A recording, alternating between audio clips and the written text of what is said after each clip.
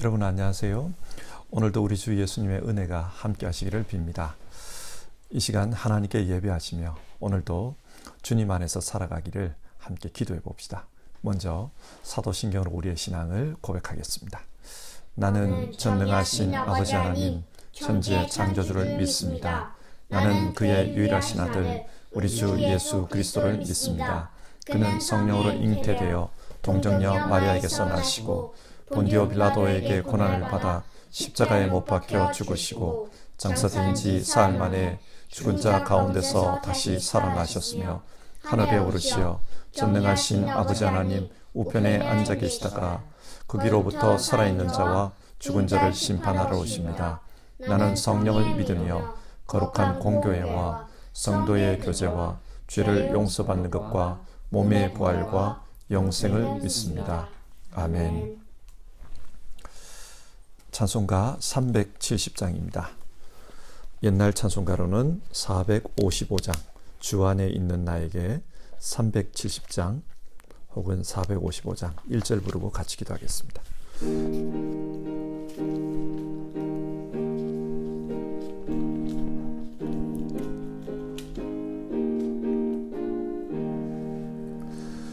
주 안에 있는 나에게 딴 근심이 있으랴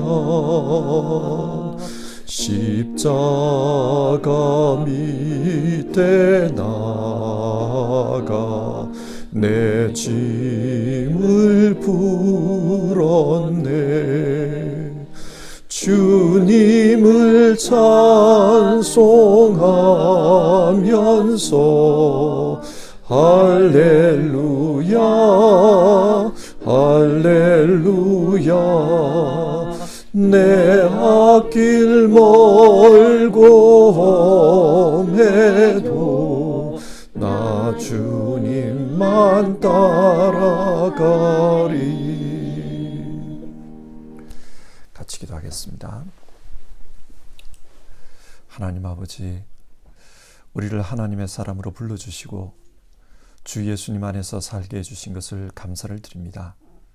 하루하루의 삶이 늘 주 예수님 안에서 주님과 동행하면서 사는 그런 삶이 되기를 소망합니다. 그리고 날마다 주님께서 우리에게 베풀어 주신 그런 은혜를 체험하면서 살고 싶습니다. 그래서 우리의 신앙이 죽은 신앙이 아니라 지금도 살아계신 하나님과 함께 동행하는 신앙, 또 하나님의 역사가 우리 가운데 있는 신앙이라는 것을 우리가 느끼며 살기를 원합니다. 하나님, 우리 각자에게 필요한 그런 은혜들을 허락해 주시고 또 우리의 심령 속에 하나님의 말씀을 통해 살아계신 하나님을 깨닫고 느끼는 그런 시간 될 수 있도록 늘 축복해 주시옵소서.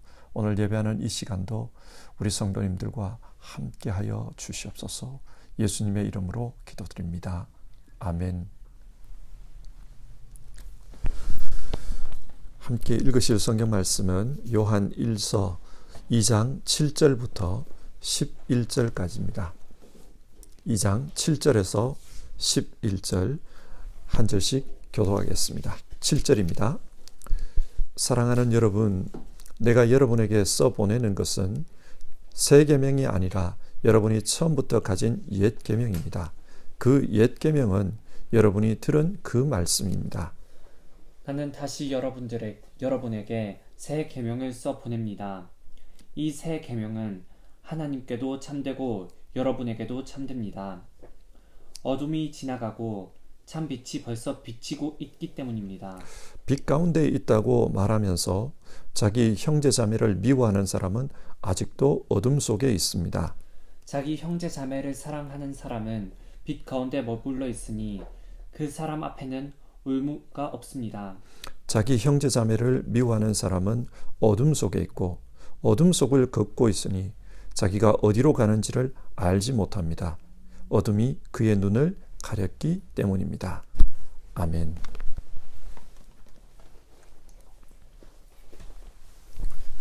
예수님은 제자들에게 하나님은 빛이시다 그렇게 가르치셨습니다.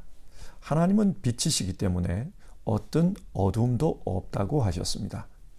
그러면 하나님이 빛이시라는 말씀이 무슨 뜻입니까? 야고보서 1장 17절에 이런 말씀이 나옵니다.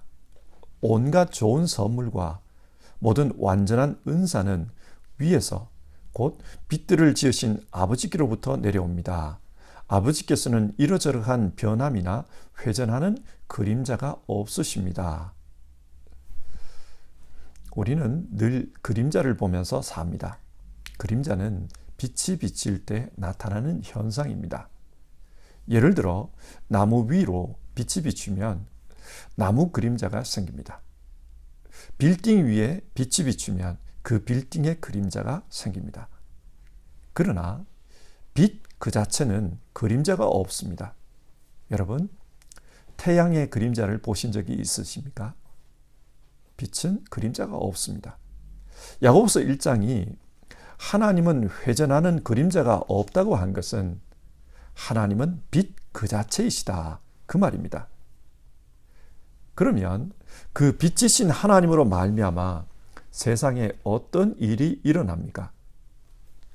야고보서는 온갖 좋은 선물과 완전한 은사가 빛들을 지으신 아버지께로부터 내려온다, 그렇게 말씀합니다. 빛이신 하나님으로부터 모든 좋은 것과 완전한 은사, 즉 선물이 우리에게 내려옵니다. 마치 땅에 빛이 비추면 나무는 열매를 맺고 오곡백과가 무르익는 것과 같습니다. 그처럼 빛이신 하나님으로부터 모든 좋은 것이 나타납니다. 그러니까 하나님이 빛이시라는 말은 하나님은 선한 분이다, 생명으로 충만하신 분이다, 그 하나님을 믿으면 정말 좋은 일이 일어난다, 그런 뜻입니다. 그러면 그 좋으신 하나님, 선하신 하나님을 믿는 사람은 어떻게 살아야 합니까? 요한일서 1장 7절은 하나님께서 빛 가운데 계신 것처럼 우리도 빛 가운데 살라고 권면합니다. 그런데 빛 가운데 산다는 것이 무엇입니까? 그것은 하나님께서 우리에게 주신 진리의 말씀, 그 말씀으로 사는 것입니다. 오늘 성경은 이것에 대해 말하고 있습니다. 그러면 오늘 본문을 함께 살펴보도록 하겠습니다. 7절입니다. 사랑하는 여러분, 내가 여러분에게 써보내는 것은 새 계명이 아니라 여러분이 처음부터 가진 옛 계명입니다. 그 옛 계명은 여러분이 들은 그 말씀입니다. 사도 요한은 지금 진리의 말씀, 즉 계명에 대해 말하고 있습니다. 그 계명은 우리로 하여금 이렇게 살라, 그것을 가르쳐 주기 위해서 하나님이 주신 말씀입니다. 그러면 하나님은 우리에게 어떤 말씀을 주셨습니까? 예수님은 하나님이 우리에게 주신 계명을 두 가지 내용으로 요약해 주셨습니다. 하나는 하나님을 사랑하는 것이고 다른 하나는 이웃을 사랑하는 것입니다. 하나님 사랑, 이웃 사랑. 사랑이 하나님이 주신 계명입니다. 그런데 사도 요한은 지금 7절에서 옛 계명과 새 계명에 대해 말하고 있습니다. 이 구절을 그대로 읽으면은 하나님이 옛날에 주신 계명이 따로 있고 또 새로운 시대에 새롭게 주신 계명이 있는 것처럼 그렇게 느껴집니다. 그러나 사실은 그렇지 않습니다. 예수님께서 이렇게 말씀하셨습니다. 새 계명을 너희에게 주노니 서로 사랑하라. 내가 너희를 사랑한 것 같이 너희도 서로 사랑하라.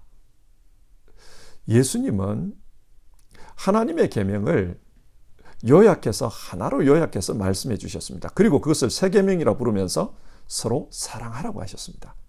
예수님이 주신 계명도 사랑입니다. 그러니까 하나님의 계명은 예나 지금이나 사랑입니다. 그러면 요한은 왜 옛 계명, 새 계명 그런 용어를 사용하고 있는 것입니까? 이것을 이해하기 위해서는 당시 상황을 이해하는 것이 중요합니다. 당시 사도 요한을 대적하던 무리들은 영지주의의 가르침에 따라 신령한 지식, 우주의 신비를 깨닫는 것에 몰두하고 있었습니다. 그래서 이들의 신앙은 다분히 철학적이고 관념적인 성격을 띠고 있었습니다. 그러다 보니 신앙생활을 하기는 하는데 구체적인 실천이 없었습니다. 이웃에 대한 배려나 관심, 사랑 이런 것이 없었습니다. 늘 우주의 신령한 지식, 영의 원리 이런 말만 했습니다. 그러면서 자신들은 우주의 도를 깨달아서 빛 가운데 살고 있다 그렇게 주장했어요. 우주의 도를 깨달으면 자신들의 영혼이 빛 가운데 있다 그런 말을 한 겁니다. 자, 이것이 문제가 되어 교회 안에서 분란이 일어났습니다. 사도 요한은 당신들의 신앙은 바른 기독교 신앙이 아니다 그러면서 비판했습니다. 구원은 그런 우주의 도를 아는 것이 아니고 하나님의 아들 예수님을 믿고 따르는 것이다. 예수님과 분투가 되는 거기에 구원이 있다. 그렇게 주장했습니다. 그러자 이들은 크게 반발하고 분쟁을 일으킨 후에 교회를 나가버렸습니다. 자, 이 상황에서 요한은 하나님은 빛이시다. 따라서 빛을 믿는 우리는 빛 가운데 살아야 한다. 우리가 빛 가운데 산다는 것이 뭐냐? 그것은 하나님이 주신 계명, 즉 서로 사랑하라. 그 계명을 실천하며 사는 것이다. 그런데 저들을 보라. 저들이 과연 사랑의 삶과 무슨 연관이 있는가? 교회를 이렇게 쪼개고 나가는 저들이 무슨 사랑의 삶과 연관이 있는가? 따라서 저들은 가짜다. 그렇게 말한 것입니다. 그러자 요한의 대적자들이 여기에 대해서 반격합니다. 지금 요한이 말하는 것은 우리가 신앙을 처음 배울 때부터 들어왔던 그런 말씀이 아니다. 기독교 신앙은 믿음을 강조했지 행함을 강조하지 않았다. 지금 요한은 새로운 주장을 하고 있는 것이다. 그렇게 공격했던 것입니다. 자, 이런 공격에 대해서 요한은 서로 사랑하라. 이 계명은 자기가 만들어낸 것이 아니고 새롭게 만들어낸 것이 아니고 기독교 공동체가 처음부터 전했던 말씀이다. 옛날부터 전했던 바로 그 말씀이다. 그렇게 대답하고 있는 것입니다. 그래서 7절에서 그 옛 계명은 여러분이 들은 그 말씀입니다. 그렇게 말하고 있습니다. 그런데 다음 구절을 읽어보면 또 좀 헷갈려요. 7절을 이렇게 해석해 보면 옛 계명, 새 계명 이게 이해가 되는 것 같은데 8절을 보면 또 좀 헷갈립니다. 8절 한번 보겠습니다. 나는 다시 여러분에게 새 계명을 써보냅니다. 아니 앞에서 요한이 자신은 옛 계명에 대해서 이야기하고 있다 그렇게 말해놓고는 왜 또 여기서 새 계명을 써보낸다 그렇게 말을 하는 것일까요? 이 부분을 곰곰이 생각해 보면 지금 요한이 무슨 말을 하는지 알 수 있습니다. 7절에서 옛 계명은 처음부터 들었던 그 복음, 그 계명이라는 뜻이고 8절에서 새 계명은 예수님께서 새 계명을 너희에게 주노니 서로 사랑하라. 예수님이 새 계명이라 말한 그것을 의미합니다. 그러니까 오늘 본문에서 새 계명이나 옛 계명이나 호칭은 다르지만 내용은 동일합니다. 서로 사랑하라. 그리고 8절 이 계명은 하나님께도 참되고 여러분에게도 참됩니다. 여기서 참되다는 말은 헬라어 알레테스를 번역한 것인데 알레테스는 숨기지 않고 드러내다, 이루어졌다 그런 말입니다. 그러니까 예수님도 이 계명을 지키며 살았고 또 바른 신앙으로 사는 여러분도 이 계명을 지키며 살고 있습니다. 그래서 온전하게 드러났습니다. 그 말입니다. 8절 어둠이 지나고 참빛이 벌써 비치고 있기 때문입니다. 예수님이 우리를 사랑해 주신 그 사랑으로 말미암아 새로운 시대가 시작되었다는 겁니다. 그러므로 우리는 그 새로운 시대의 사람답게 새롭게 사는 것이 옳다고 합니다. 그게 뭐냐? 사랑입니다. 그래서 9절, 빛 가운데 있다고 말하면서 자기 형제를 미워하는 사람은 아직도 어둠 속에 있습니다. 요한의 대적자들은 스스로 빛 가운데 있다고 그렇게 주장했어요.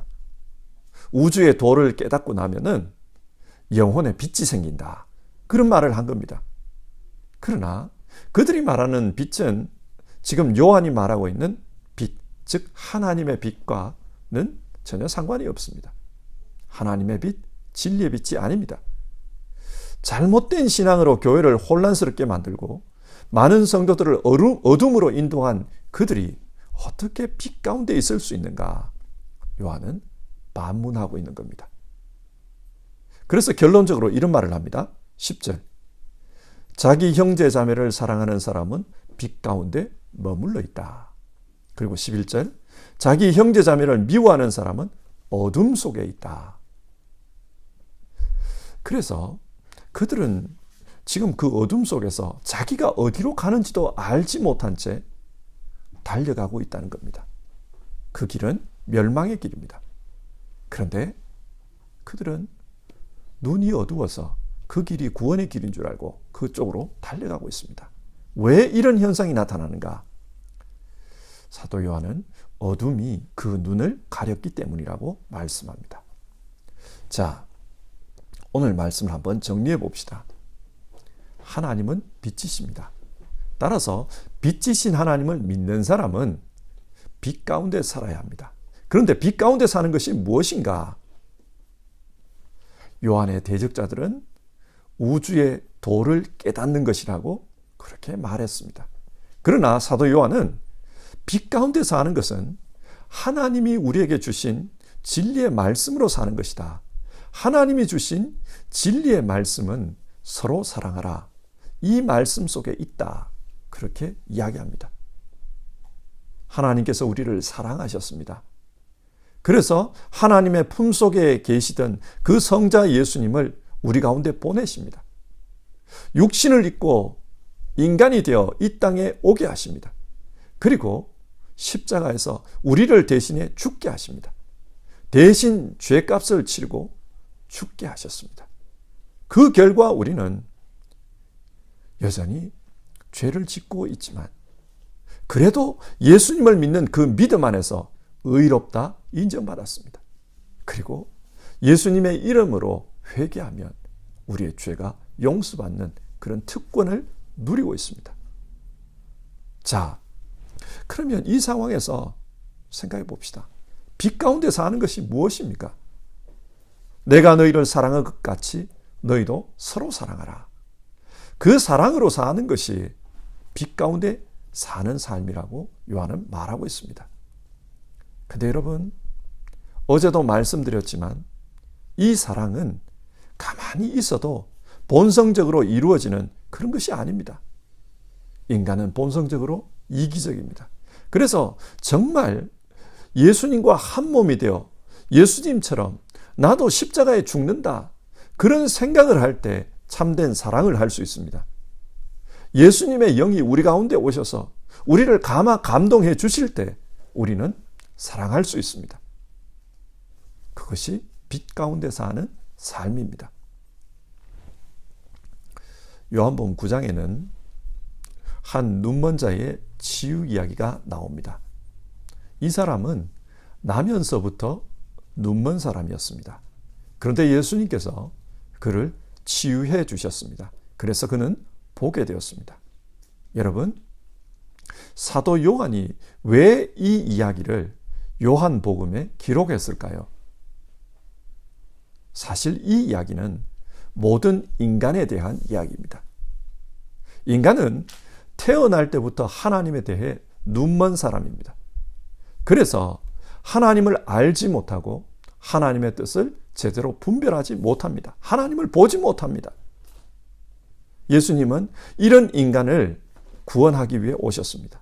그래서 영적으로 눈먼 인간들을 고쳐주십니다. 어떻게 고쳐주십니까? 자기 자신을 통해서 하나님 아버지를 보여주십니다. 하나님이 어떤 분인지 자신의 삶을 통해서 알게 해주십니다. 그래서 그것을 위해 십자가에서 죽으셨습니다. 십자가의 죽음을 통해 하나님은 사랑이시다.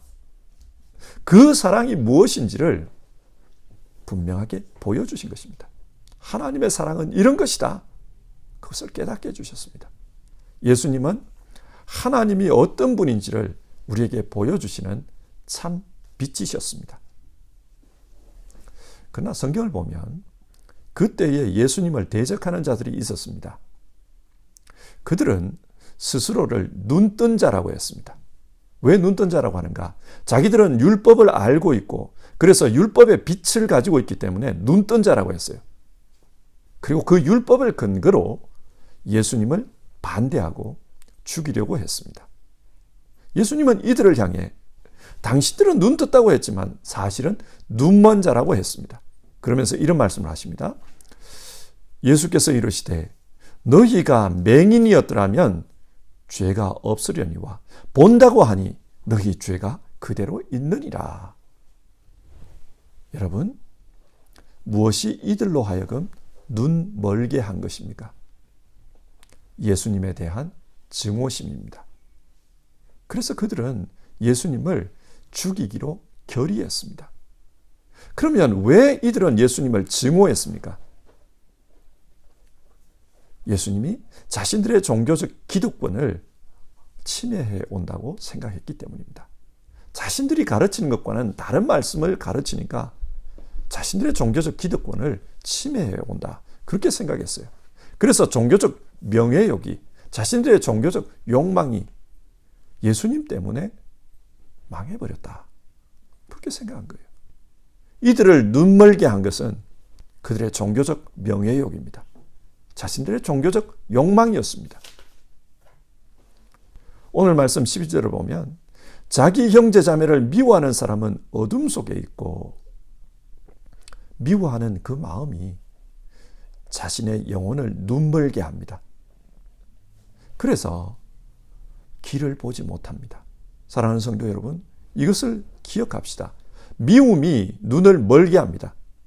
반면에 사랑은 눈을 뜨게 합니다. 오래전의 이야기입니다. 언젠가 제 아이의 그 진로에 대해서 고민한 적이 있었습니다. 그리고 이 아이를 이곳에서 어떻게 교육해야 하나 그런 생각을 했습니다. 그래서 먼저 이곳에서 자란 2세들을 돌아보게 되었습니다. 그 2세들을 이렇게 보다 보니까 2세들이 살아오면서 느끼는 고민, 또 염려, 자신들이 원하는 소망, 이런 것에 대해서 조금씩 알 수가 있었습니다. 내 아들을 사랑하는 마음으로 누군가를 쳐다보니까 그 누군가의 삶을 알게 되었습니다. 2세들의 삶에 대해서 알게 되었습니다. 이처럼 누군가에 대해서 사랑하면 눈을 뜨게 됩니다. 마찬가지입니다. 하나님은 지금 우리에게 그것을 말합니다. 하나님은 우리가 서로 사랑하면 하나님에 대해서 눈 뜰 수 있다. 서로 사랑하는 가운데 하나님의 사랑이 어떤 것인지 눈 뜰 수 있다. 우리에게 그것을 기대하십니다. 사랑하는 성도 여러분, 우리가 신앙하는 가운데 서로 사랑하는 이 삶을 통해서 하나님의 사랑에 대해서 눈뜨고 하나님을 믿는 것이 무엇인지를 더 깊이 알아가는 우리 모두 되기를 주님의 이름으로 축원합니다. 찬송가 366장입니다. 366장. 옛날 찬송가로는 485장입니다. 어두운 내 눈 밝히사, 우리 1절 부르고 기도하겠습니다.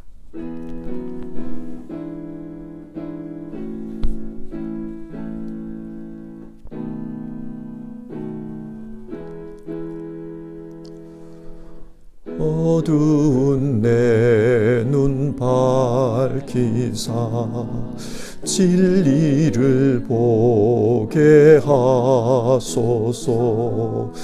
진리의 열쇠 내게 주사 참빛을 찾게 하소서. 깊으신 뜻을 알고자 엎드려 기다리오니 내 눈을 뜨게 하소서. 성령이여.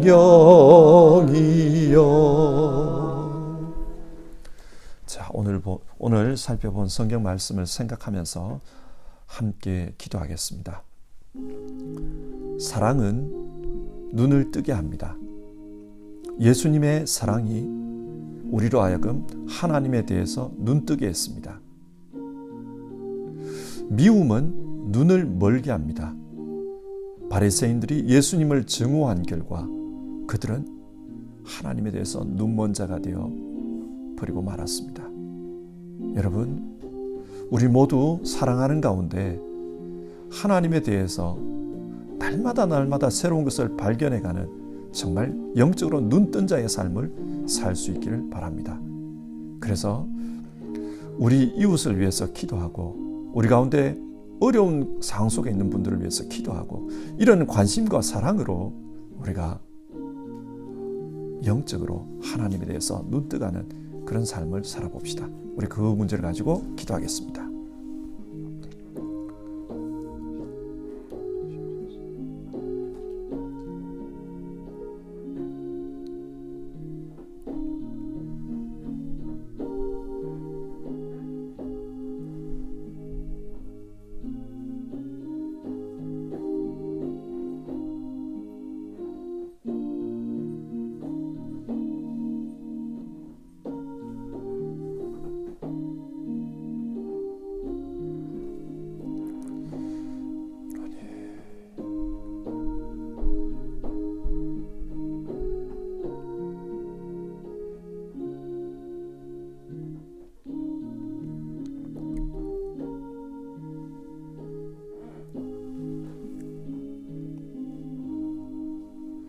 하나님, 오늘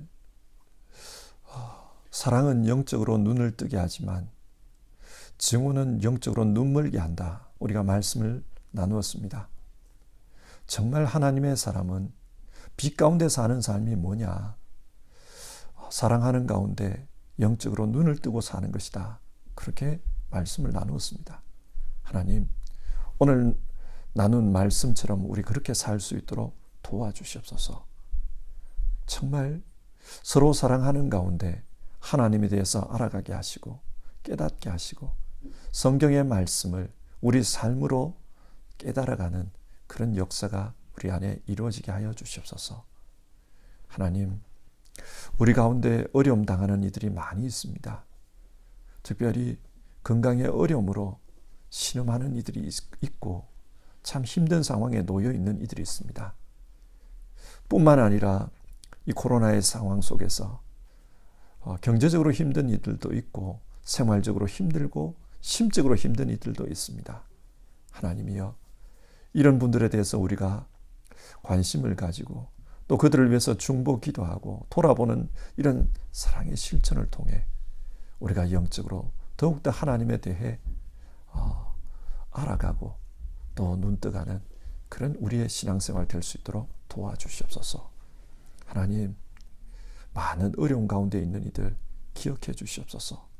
지금 병원에서 참 큰 어려움 당하는 이들이 있습니다. 주님 기억해 주시고 그들과 함께하여 주시옵소서. 또 우리 성도님들 자신들도 힘들지만 누군가를 위해서 중보하고 기도하고 사랑을 베풀며 살아갈 때 하나님께서 그 삶 속에 빛으로 가득 채워주시는 그런 은혜가 넘치게 하여 주시옵소서. 그래서 늘 감사와 기쁨으로 하나님을 알아가는 깊은 그런 신앙 생활이 되도록 축복해 주옵소서. 우리 주님 예수님의 이름으로 기도드립니다. 아멘. 하늘에 계신 우리 아버지, 아버지의 이름을 거룩하게 하시며 아버지의 나라가 오게 하시며 아버지의 뜻이 하늘에서와 같이 땅에서도 이루어지게 하소서. 오늘 우리에게 일용할 양식을 주시고 우리가 우리에게 잘못한 사람을 용서하여 준 것 같이 우리 죄를 용서하여 주시고 우리를 시험에 빠지지 않게 하시고 악에서 구하소서.